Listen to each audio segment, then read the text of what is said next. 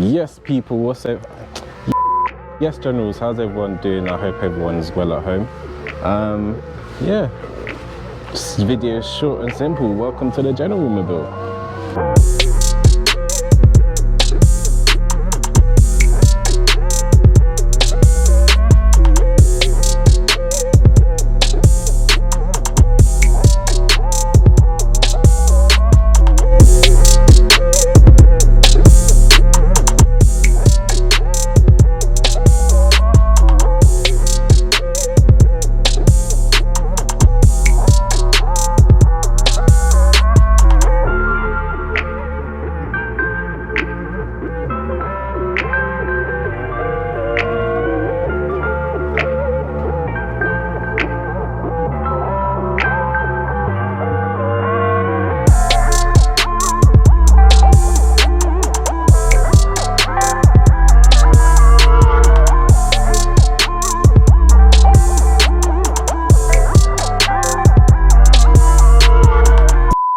So obviously I've had this car for about 2 years now.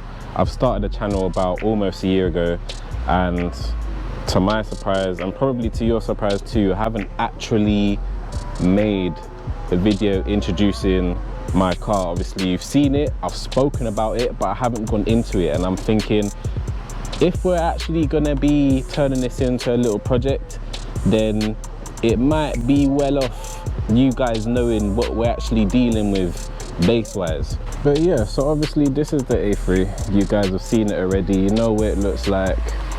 It's nothing new, but obviously it's relevant to the video.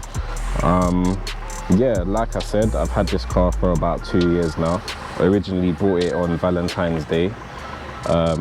Self-love and that, a gift from me to me, you get me? But yeah, obviously it's a 2010 S-Line 1.8 TFSI. I don't know the color code, I just know it's white. But yeah, so obviously it's a 6-speed manual. I believe they came with around 160 brake horsepower from factory. To be exact, probably about 158. Obviously it's a 12-year-old car, so whether it's still that exact figure to this day, it may have lost some power, I don't know. But anyway, that's what we're working with. I feel like the 1.8 turbos ain't really as common in comparison to like the 2 litres and stuff.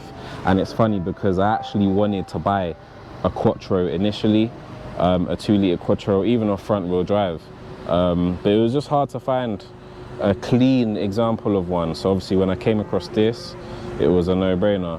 The main things for me was I wanted it to be manual, I wanted it to have a decent mileage. It was on something like 80k at the time, and obviously it's on 100,000 now, near enough. It had to be a facelift, and I wanted it to be white because I've never had a white car before, even though I'm slightly regretting it now because it never stays clean, but we move in it. But yeah, besides that, I'm pretty much happy with the car. You know what I mean? Its novelty still hasn't worn away. Obviously I'm getting a little bit bored of the power now, so we are gonna go a little bit down the power route. But as it is, I mean, it looks modern. It's got enough gadgets for me personally. It's like in terms of the basics that I kind of require. It's comfortable, can't complain. But obviously we're gonna go into the optional extras that this car does have. Personally, I don't really think it has much, but it's something in it. So we're gonna step inside the car. It is a bit dirty, as it's daily driven, and I've currently got an exhaust in the back that I'm gonna fit. You lot are gonna see in the next video, so stay tuned for that. But yeah, obviously it's got the multifunctional steering wheel, heated mirror glass, which I feel like is quite a standard thing these days. Half leather S-Line seats, and to be fair, with the interior, I actually wasn't trying to get full cloth seats, but at the same time I wasn't trying to get full leather seats either, because obviously summertime, when it gets hot, you just feel like a piece of chewing gum stuck on carpet. Like, it's long, it gets sticky. Like, leather seats in the summer ain't the one at all. So half leathers, obviously 50-50, best of both worlds, you know what I mean? But yeah, moving on, obviously it's got cruise control as well, So obviously that's the stalk for the cruise control, which was an essential for me, to be fair, because I was on a motorway at the time when I bought the car. I was driving on the motorway quite a lot, and in like average speed check places. And it's just nice to know that you have that feature. You can just chill, you know you're not going to go above the limit, and that's it, you know what I mean? Because I'm not trying to see no brown envelopes coming through my letterbox. You know them ones where you know you fucked up and you're waiting for that envelope to come through your letterbox, and it's just suspense. Like, yeah, we don't need none of that around here. But yeah, besides that, it's got the double-din touchscreen radio with Apple CarPlay, which is a nice feature. Didn't come standard on the car, obviously. Whoever the previous owner was, shout out to them, because they installed it into the car. Now it's mine. But yeah, that's it in terms of the optional extras on the inside. In terms of the outside, obviously it's the S-Line version of the A3. So obviously we got the kit, including the 18-inch Le Mans alloys in kind of like a gunmetal grey. Obviously it's got the S-Line front bumper, it's got the spoiler as well, it's got the rear diffuser. Obviously I've got my own diffuser on there, but obviously you can see that this is just an add-on. So this bit here is actually the S-Line diffuser. But I mean, yeah, that's about it for the car as it is, to be fair. Obviously I've had the car coded for little gimmicks. For example, like when you lock the car, it will beep, which is pretty standard for most of the Audis these days. And yeah, just other little stuff like the car automatically locking itself whilst you're driving, anything past like 5-10 miles an hour. But I also want to go briefly into what it doesn't have, which is kind of a shame, because I did kind of want these features, but you know, you can't have everything. But just little stuff really, like I wish it had heated seats, like xenon headlights, or even a sunroof. Like there's no sunroof in this. It's very hard to find a model with a sunroof actually. Obviously it does have daytime running lights, but obviously they're not like LED or anything. So yeah, I mean, I might buy headlights in the future just to make it look a bit more modern than what it already does. But to be fair, it's not like, it's not deep for me. But if I do come across a set for cheap one day, maybe, then I might do it. To be fair, like I said earlier, I'm happy with this car. I think it's safe to say that this is probably the best car that I've owned to date. And obviously, I'm only 23 in it, so for what I have, I'm more than happy with it. I'm more than satisfied with it. This does the job for me and more. And on top of that, it's also my first turboed car.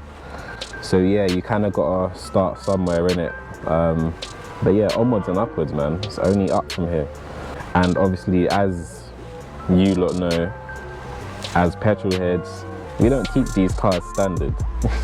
So down the line, obviously, things will be added in it.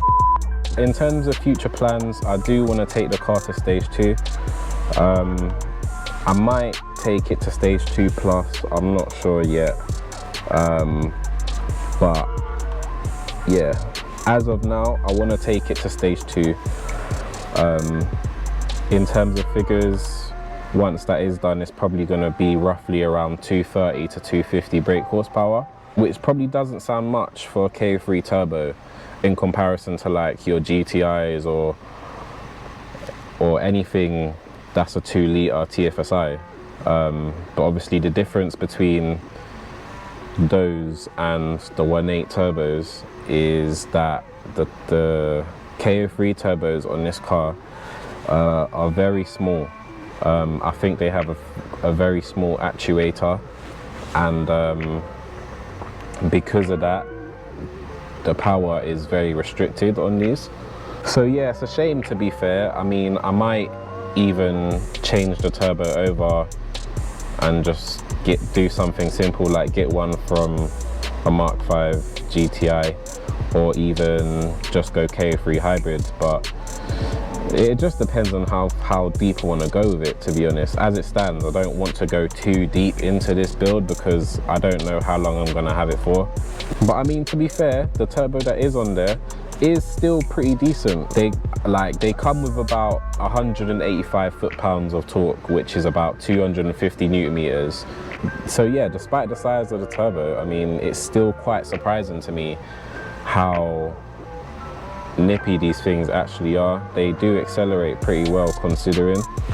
But yeah, other than that, that's about it, to be fair. The only other thing that I can probably show you is the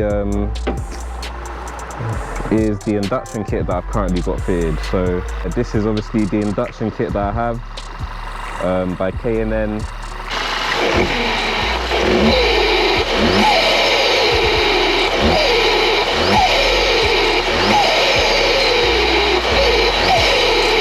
Full induction kit. It cost me about £300. Proper piece of kit. It came with the certificates and everything. It's TUV approved as well, so if I was to ever take this car to Europe, then they wouldn't be on my arse about it. Yeah, that's probably about it for now. I'm not going to go into too much detail, even though I probably already have been blabbering on for the last few minutes. I'm going to leave it as that and just come in with a bang on this one. So yeah, there's a lot of surprises in store for you guys. So obviously, if you want to follow the progress, then make sure you subscribe to the channel. That's all I can say. But yeah, for now, that's it. So I've been Kai Rizzle the General. Thank you for watching General Scene TV. Remember, if you did like this video, then make sure you drop a comment, smash that share button, smash the subscribe button, and yeah, that's it. Love.